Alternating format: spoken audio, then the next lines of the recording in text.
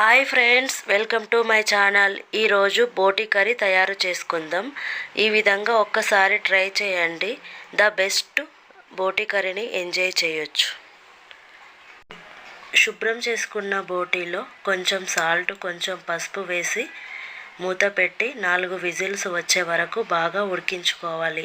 ఈ విధంగా ఉడికించుకోవడం వల్ల బోటి సాఫ్ట్గా ఉడుకుతుంది మరియు నీచు వాసన రాకుండా ఉంటుంది. ముందుగా ఒక కడాయి పెట్టుకోవాలి. 1 కప్పు ఆయిల్ వేసుకోవాలి.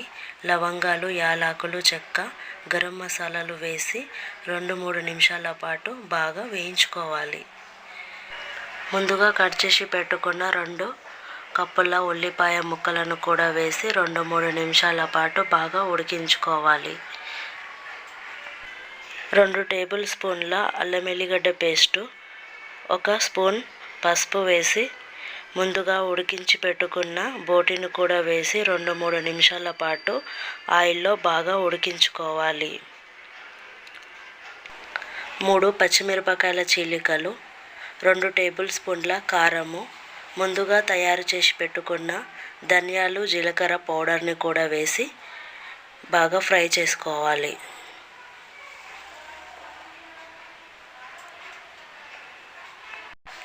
రుచికి సరిపడా సాల్ట్ కూడా వేసుకోవాలి.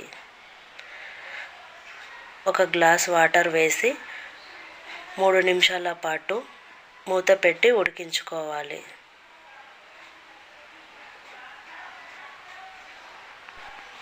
రెండు రెమ్మల కరివేపాకు, 1 కప్పు టమాటా ముక్కలను కూడా వేసి బాగా ఉడికించుకోవాలి.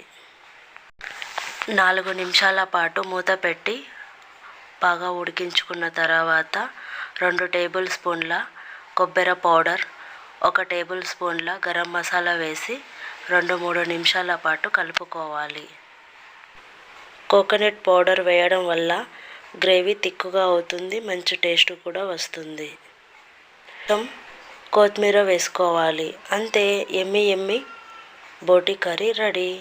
ఒక బౌల్లోకి తీసుకోవడమే. ఇలా ఒకసారి ట్రై చేయండి. బోటి కర్రీ ఇష్టం లేని వాళ్ళు కూడా చాలా ఇష్టపడి తింటారు.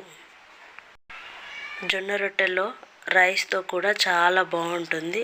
ఒక్కసారి ట్రై చేయండి.